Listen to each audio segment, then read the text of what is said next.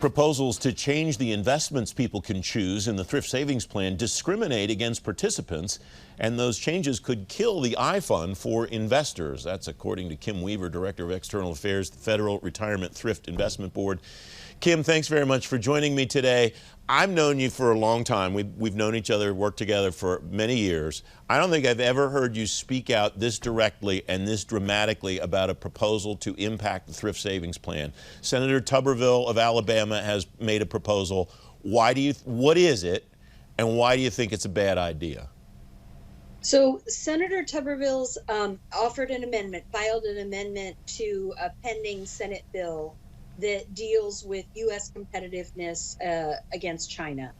And Senator Tuberville's amendment would say that the TSP could not invest in any stock that was by an entity in the People's Republic of China or any subsidiary. And then in addition, the mutual fund window, which the TSP is planning on offering next summer, also could not have any stock that was Chinese, from the People's Republic of China. And there are any number of problems with this. First of all, it discriminates against the TSP participants because it doesn't affect any other American who can invest in whatever company they want. And our bottom line is it is not about China. It is not about any particular country. It is about fairness and equity, and the TSP should not have any restrictions placed on it that are not placed on every other American. That's the fundamental point.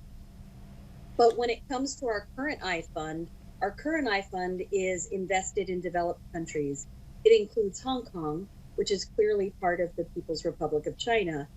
That would either require us to divest from those stocks, which would incur costs for our participants, or require us to eliminate the iFund because there are no widely recognized indexes that have developed markets and exclude Hong Kong. So it sounds like in order to accomplish what the senator wants to accomplish, you basically would have to tear apart the funds that you have now sufficiently that they wouldn't really be what they are now. That you would basically have to reconstruct all of these. Am I hearing you right? It applies to the iFund solely, but more, yes.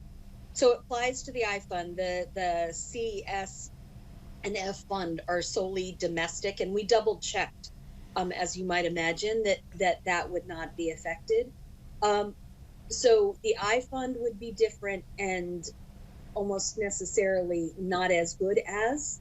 And then with the mutual fund window, which will allow TSP participants to take a portion of their account through and invest in more than 5,000 mutual funds that will be offered on that platform, there's no practical, affordable way for either us or the mutual fund window provider to check 5,000 different mutual funds to make sure that some mutual fund runner has not purchased a single stock from China. And so we would just not offer the mutual fund, which would really be a loss of options for our participants. Yeah, the mutual fund window is something you and I have talked about before, and you offered that specifically because participants wanted that opportunity.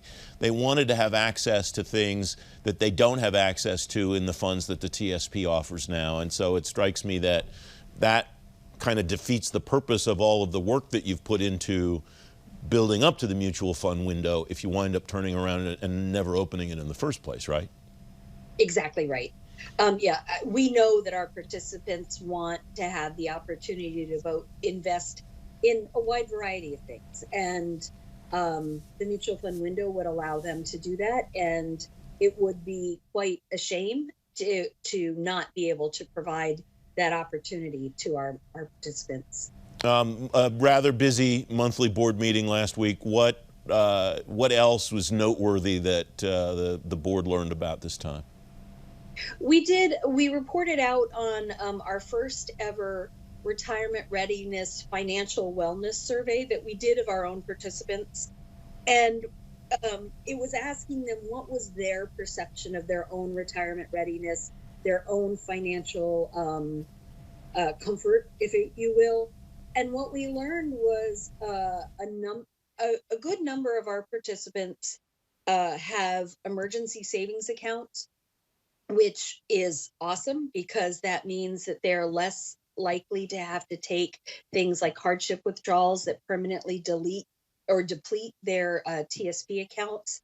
And they also gave us some suggestions on different kinds of calculators, different kinds of education that they might want from us. And so we'll be drawing on that in the future as we develop new materials for our participants. We have about 30 seconds left, Kim. I know you like to compare with what private sector organizations are doing that provide the same services that you provide to federal employees. Will you or can you compare the data that you got from that survey with similar surveys that private sector companies take of their participants?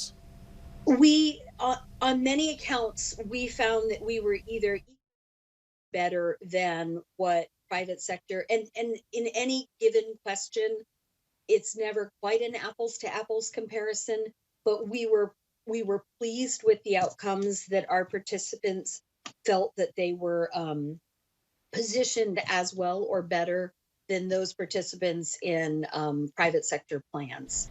Kim Weaver, thanks very much as always. Thank you, Francis.